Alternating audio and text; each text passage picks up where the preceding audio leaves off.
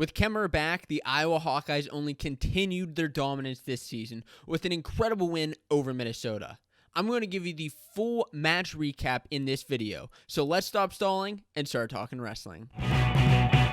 What's going on, wrestling fans? My name's Josiah, and welcome to the Fanco Wrestling YouTube channel, where we do videos like these match recaps every single week. And there were some exciting duels on this Friday night in wrestling. I'm looking at NC State destroying Pitt with some great upsets. I'm looking at 197 pounds. I mean, big upset there. I also want to talk about the Illinois and Purdue match. I mean, that was a great Big Ten duel. But the biggest Big Ten duel was the Iowa Hawkeyes absolutely destroying Minnesota. I mean, they just absolutely took it to them. If you watch this match, you know that happened. It was a score of 35-4. That was the final dual meet score.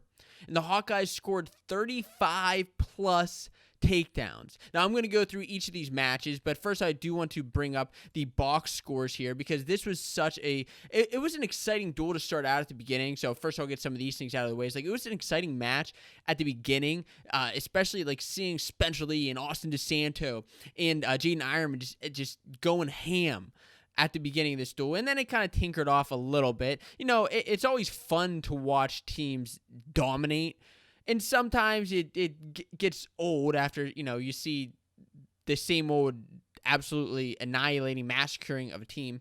But let's go through each of these matches because there were some great ones. So Spencer Lee, as I mentioned, I mean, holy cow. So Pat McKee is coming off of a great win last week over Rayvon Foley, who I know some people were upset I left off of the upsets. I meant to include him on there. I didn't, but he had a great upset last week.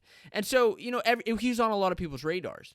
But Spencer Lee absolutely smashed him. I mean, with a takedown right off the bat, Spencer Lee just came in hard, takedown backs right off the bat, and then he just started working his stuff. You know, he started working his tilts, he started working his bar, which is what he ultimately ended up getting the pin in, and he pretty much had the tech fall. He was either going to tech him or pin him, and when he had him on his back at the end, and ended up beating him. It was 14-0, ended up getting the pin in the end, and Spencer Lee still hasn't wrestled a full period this season so far, just because he has had this absolute dominance so far. And then we talk about Austin Desanto beating Boo Dryden. He beat him by a score of 20-2.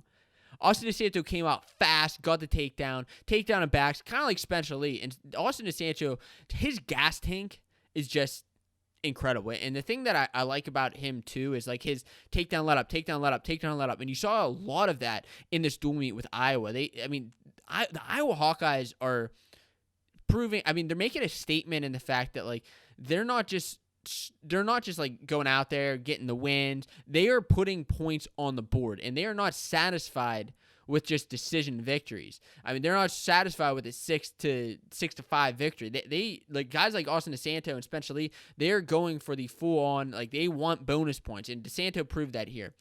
He wanted, actually, one interesting thing about this match is you may have noted, like at the end of last match, Austin Desanto was kind of letting the guy up and took him down within 20 seconds. Well, he wanted to do the same thing in the first period. Let the guy up.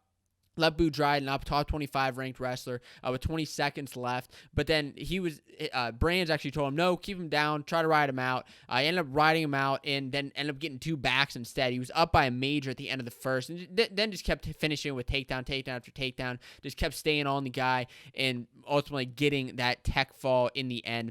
And then we move up to 141, and Jaden Eierman had a great match. Some like exciting creative wrestling from him. One of the things that I do want to talk about is his awesome takedown here, which was like his cartwheel takedown, which was super, super cool. And all these clips are coming from the Big Ten Network. You can check them out, whether they're on YouTube or Instagram or Twitter. You can check out all of their things there. But I do want to talk about he was up 13-5 after the second period because of all of these takedowns that he was getting. Ended up winning the match 22-9, and he was just throwing around Marcus Palenko like he was a rag doll. I mean, he was just tossing him around, just getting.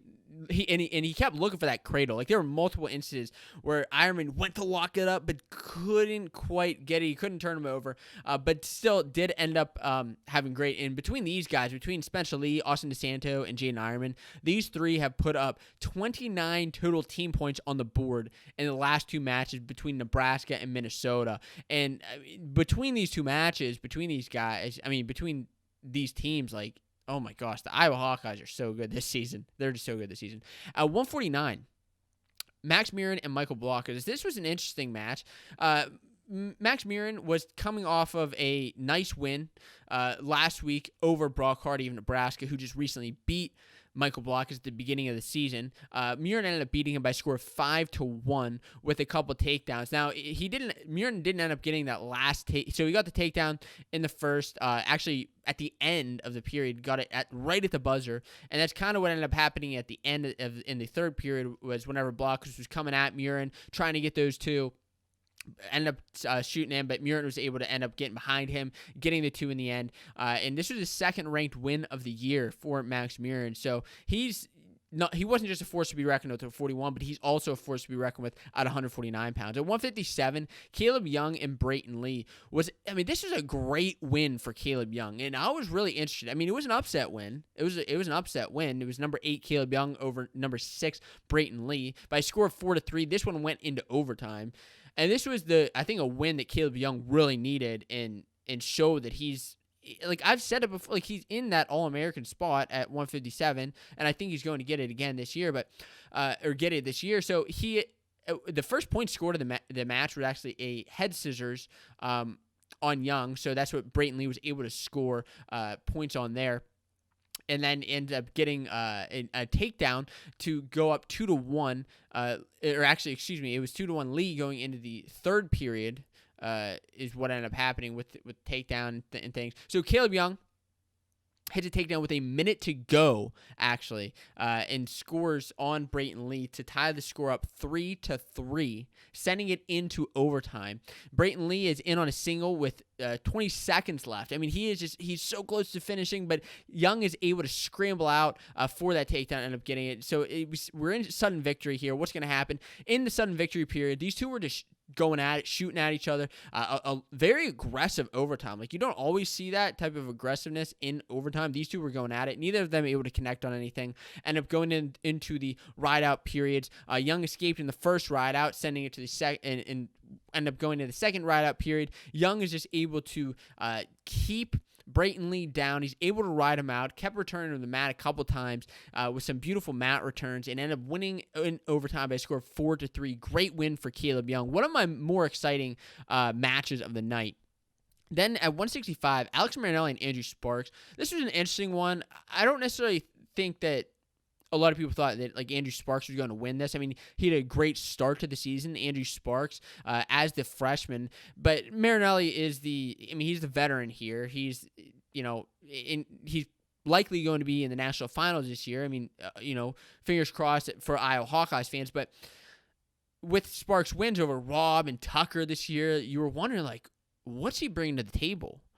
And, he battled Marinelli. He made Marinelli really work for everything in this match. Marinelli only won by a decision, 8-4, but he was kind of letting Marinelli get in on his legs too often, getting those takedowns.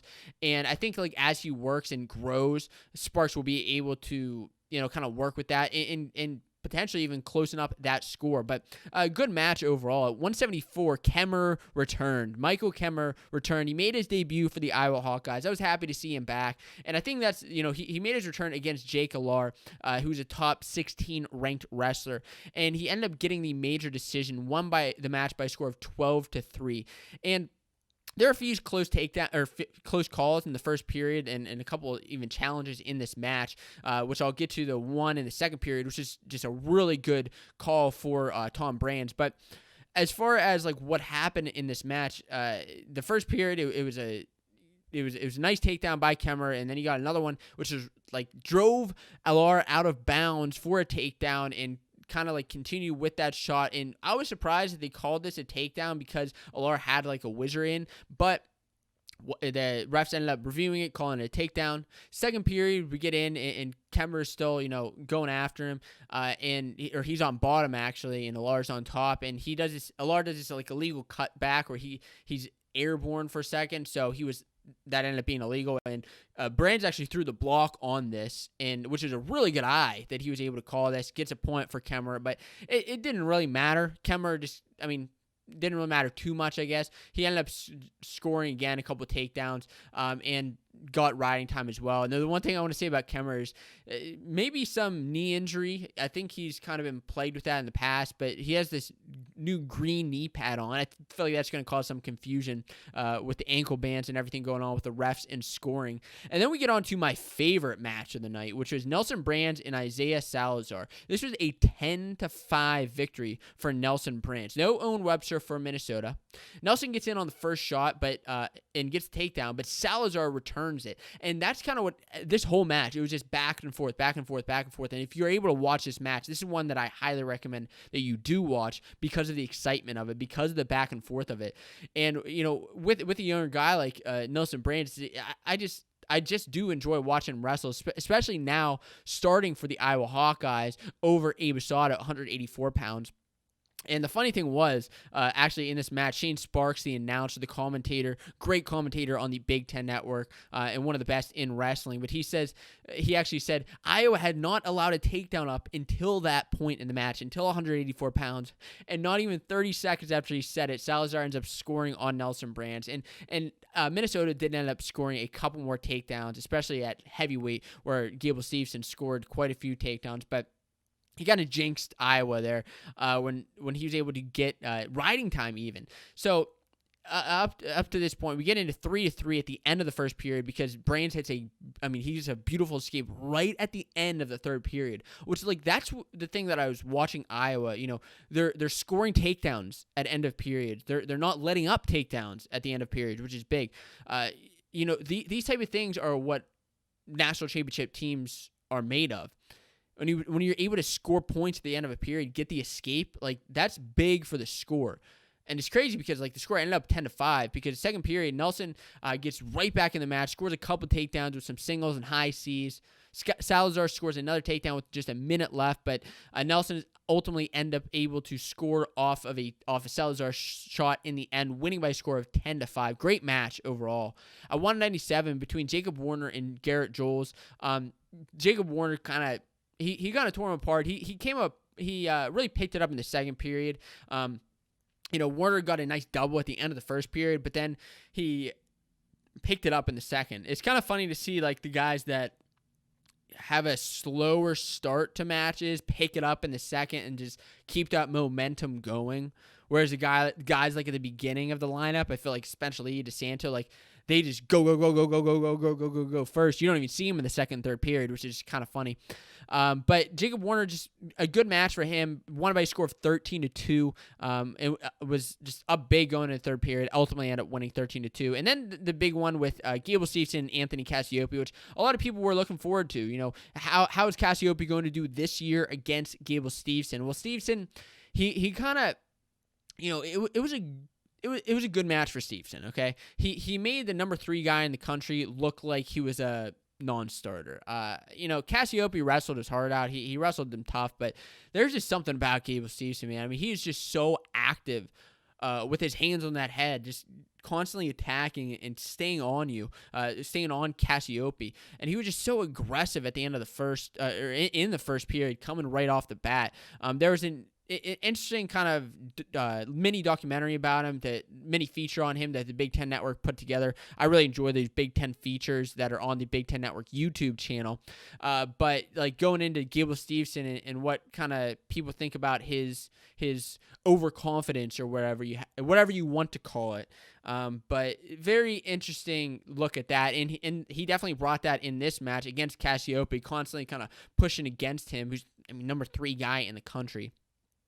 Great. In the third period, and you saw that up on the screen there, was my favorite shot of possibly the I don't know about the match because that Eierman cartwheel was amazing, but my favorite takedown of this match of the heavyweight match was that double that he hit on Stevenson. And Shane Sparks, I mentioned him already. Sparks said it's like lifting up a refrigerator because these two guys are, they're big guys. But anyway, Stevenson goes takedown, let up, takedown, let up in the third period. Ends up getting the major, getting a stalling call on Cassiope. And Stevenson just absolutely tore it up in this match. Was ultimately able to get actually some points on the board for Minnesota, which was good for them considering the fact that they were getting shut out at that point. But I really enjoyed this match. I enjoyed this duel. It was an exciting Friday night of wrestling for the Iowa Hawkeyes. Will they continue their dominance going? And is anybody going to be able to score more than like 6 points on this team? They have some tough matches coming up with Michigan and Penn State. We'll see how they do, but tell me your thoughts down in the comments down below.